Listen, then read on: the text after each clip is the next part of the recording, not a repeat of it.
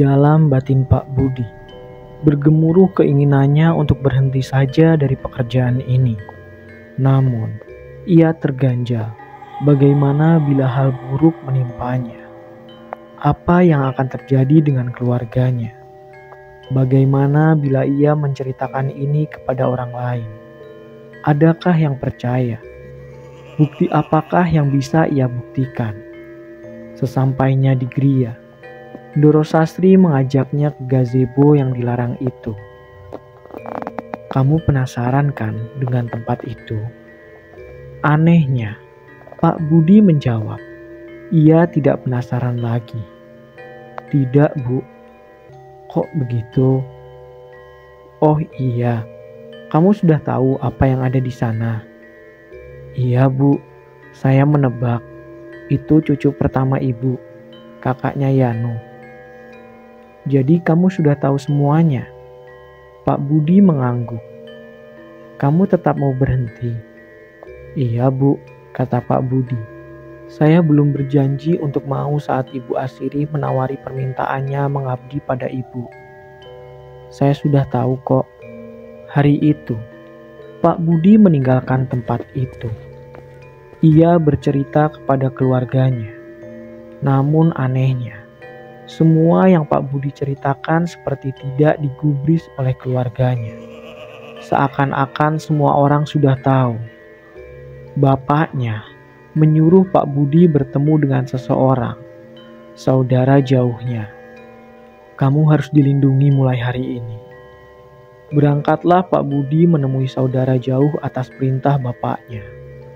Di sana, rupanya ia sudah ditunggu. Namun ada kejadian yang hampir menghilangkan nyawa Pak Budi saat menuju ke sana. Ia hampir saja dihantam sebuah truk dari depan saat sepeda motornya kehilangan kendali. Untungnya, Pak Budi masih diberikan selamat karena ia bisa langsung berdiri dan menghindar. Detik itu, ia tahu apa maksud ucapan bapaknya, bahwa ia harus segera dipagari mulai sekarang.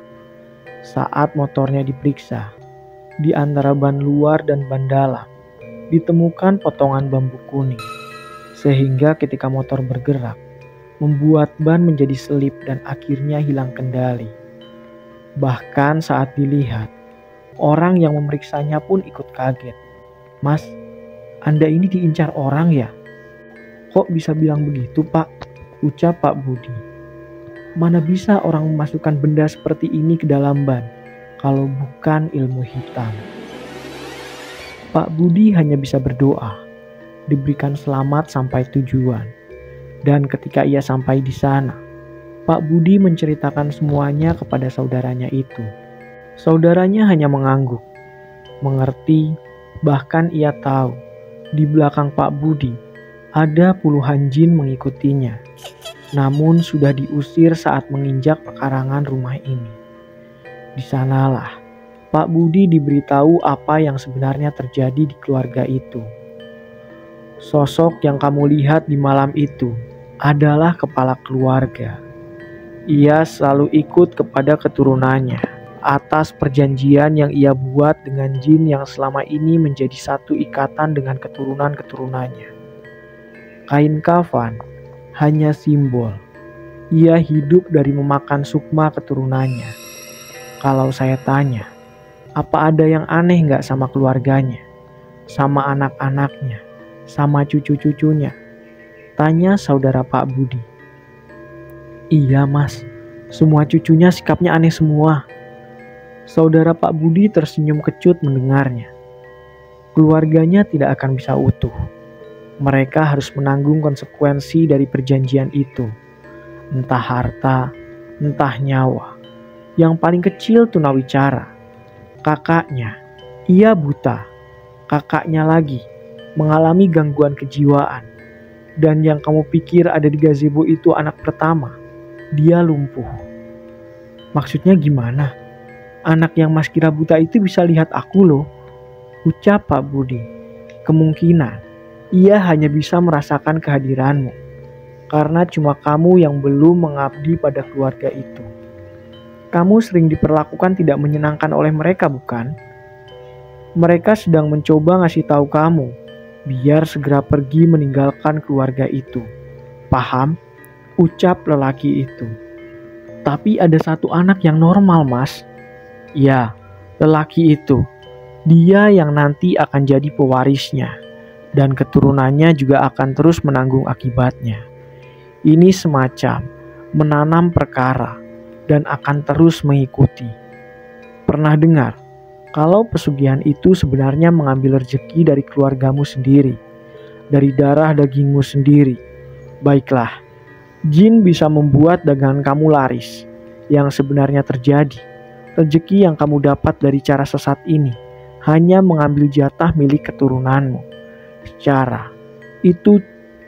Seperti itu cara kerja pesugihan. Pesugihan apa yang Mas maksud? Pesugihan dolor renca. Pesugihan yang menggunakan keluarga sendiri sebagai tumbal, ganti rugi atas apa yang mereka dapat. Bisa berupa harta yang berlimpah, namun sebagai gantinya, saudaranya harus rela mati sukmanya. Tahu siapa yang akan menjaga agar tradisi ini tetap ada di keluarga ini? Tanya lelaki itu pada Pak Budi. Siapa, Mas? Wanita tua yang selalu di samping majikan kamu. Siapa namanya? Asirih. Masnya tadi bilang, kalau aku diperlakukan seperti itu biar sadar dan tidak terikat dengan keluarga ini. Lantas, bagaimana dengan perempuan yang sudah mengabdi untuk cucunya? Mati, kata lelaki itu. Semua manusia nantinya kan mati. Jadi ya semacam ikatan batin. Bila Sukma majikannya sudah mati, ya dia ikut mati dengan cara yang aneh-aneh. Bisa penyakit, bisa kecelakaan, bisa bunuh diri juga. Sebenarnya, kamu beruntung. Majikan kamu tidak mau kamu terikat juga. Yang jahat itu si Asirih. Dia yang ingin kamu mati. Tapi tidak apa-apa. Mulai sekarang, lebih dekat lagi sama Tuhan. Lebih dekat lagi sama Tuhan. Umur manusia, Tuhan yang pegang, bukan wanita itu. Hari itu Pak Budi belajar banyak. Ia tahu apa yang terjadi di keluarga ini.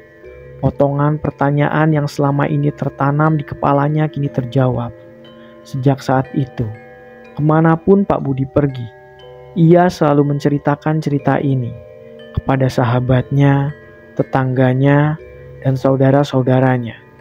Ia tidak mau lagi melihat ada seseorang yang ia kenal mengikuti jejak pesugihan yang bukan hanya menyengsarakan pelakunya, namun berimbas pada semua keluarganya.